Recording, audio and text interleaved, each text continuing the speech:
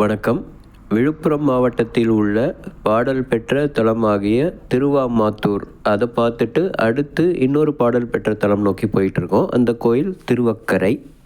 விழுப்புரம்லேருந்து சென்னை போகும் ஹைவேல அங்கே முன்னாடி விக்கிரவாண்டி டோல் பிளாசாவுக்கு முன்னாடியே யூடர்ன் எடுத்து கும்பகோணம் சாலையில் நாம் பயணிக்கணும். சென்னையிலேருந்து வரவங்க இந்த டோல் பிளாசா கிராஸ் பண்ணாமலே முன்னாடியே மயிலமில் டைவர்ட் பண்ணி அது வழியாகவும் திருவக்கரை போகலாம். திருவாமாத்தூர்லேருந்து கிளம்பும் போதே மணி 12 மணிக்கிட்ட ஆயிடுச்சு. நாங்கள் இந்த திருவக்கரை சேர்றதுக்கு எப்படியும் 1 மணிக்கிட்ட ஆகிடும். சரி, ட்ரை பண்ணி பார்ப்போம், ஒரு வேளை கோயில் பூட்டிட்டா என்ன பண்ணுறது அப்படிங்கிற மாதிரியே வேகமாக போயிட்டுருந்தோம். ஆனால் கோயில் போன அப்புறம் தான் தெரிஞ்சுது, அந்த கோயில் பூட்டப்படுவதில்லை. நைட்டு 8 மணி வரைக்கும் திறந்தே தான் இருக்கும். திண்டிவனம்லேருந்து சுமார் 25 கிலோமீட்டர் தொலைவில் இந்த திருவக்கரைங்கிற ஊர் இருக்குது.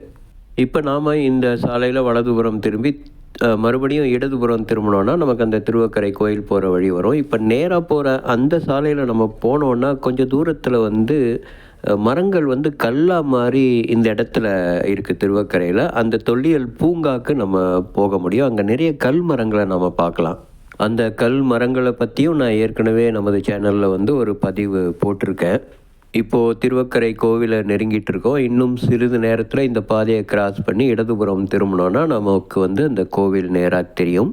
இந்த கோயிலுடைய இறைவன் பெயர் சந்திரமௌலீஸ்வரர். இறைவி வடிவாம்பிகை அப்படின்னு சொல்லுவாங்க. இந்த பகுதியை தொண்டை நாடுன்னு சொல்லுவாங்க. அதனால் தொண்டை நாட்டில் அமைந்த தேவார பாடல் பெற்ற, சம்பந்தரால் பாடல் பெற்ற திருவக்கரை கோவில் இது. மிகவும் பழமையான கோயில். முதலாம் குலோத்துங்க சோழர் காலத்தில் கட்டப்பட்ட கோவில் இது. இந்த முன்னாடி தெரிகிற மண்டபம் ரீசண்டாக கட்டியிருப்பாங்க போல். இதை தாண்டி நமக்கு தெரியும், அந்த முதல் கோபுரம் தாண்டின உடனே நமக்கு வக்கரகாளி அம்மன் சன்னதி வரும். கோவிலுக்குள்ளே வரும் இந்த பாதை ரொம்ப குறுகலாக தான் இருக்கும். இப்போ நம்ம வலதுபுறம் திரும்பி அந்த பார்க்கிங் ஏரியாவுக்கு போகிறோம். நமக்கு போகும்பொழுதே சைடில் நிறைய கடைகள் இருக்குது. பூஜை பொருட்கள்லாம் இங்கேயே கிடைக்குது. வக்கரகாளி அம்மன் இருக்கிறதுனால எலுமிச்சை மாலை, எலுமிச்சை விளக்கெல்லாம் போடுறதுக்கெல்லாம் அங்கே பூஜை பொருட்கள் கிடைக்கும். கோவில் நுழைவாயில் இருக்கிற அந்த முன் மண்டப பகுதி நாம் இப்போ பார்த்துக்கிட்டு இருக்கோம். இதை தாண்டி நம்ம உள்ள நுழைஞ்சோன்னா வக்கரகாளி அம்மன் சன்னதி தெரியும். இங்கே இருக்கிற வக்கரகாளி அம்மன் எதிர்மறை சக்திகளை முறியடிப்பதனால இங்கே வக்கரகாளி அம்மன் ரொம்ப சிறப்பு. மூலஸ்தானத்தில் சந்திரமௌலீஸ்வரரை திருப்தியாக தரிசனம் பண்ணிவிட்டு அந்த முதல் சுற்றுப்பிரகாரம் கருவறையை சுற்றி இருக்கிற ஏரியா இது. இங்கே இருக்கிற சிவலிங்கத்தின் சிறப்பு கிழக்கு, வடக்கு, தெற்கில் 3 முக அமைப்புகளோடு காணப்படுது. முதல் பிரகாரத்திலே விளக்கு ஏற்ற தனி இடம் இருக்குது. அங்கேயே விளக்கு ஒருத்தவங்க விற்றுக்கிட்டு இருக்காங்க. நமக்கு வேண்டிய எண்ணிக்கைகளில் விளக்குகள் வாங்கி நாம் இங்கே இறைவனுக்கு அர்ப்பணிக்கலாம். வழக்கமாக இருக்கும் சிவன் கோயில்களில் அமைப்பு மாதிரியே இந்த முதற் பிரகாரம் சுற்றி நிறைய பரிவார தெய்வங்கள் நாம் பார்க்க முடியுது. இப்போது 2ஆம் பிரகாரத்தில் இருக்கிறோம். கருவறைக்கு வெளியில் இருக்கிற பிரகாரம் இது. இந்த இடத்துல வரதராஜ பெருமாளுக்கு ஒரு சன்னதி இருக்குது. இப்போ அந்த வரதராஜ பெருமாள் சன்னதி நோக்கி தான் நாம் போயிட்டுருக்கோம். இங்கே அந்த வரதராஜ பெருமாளுடைய அந்த சிறப்புகள் இங்கே போட்டிருக்காங்க. சோழ பேரரசி செம்பியன் மாதேவியால் கட்டப்பட்ட சிவன் கோயில் இது.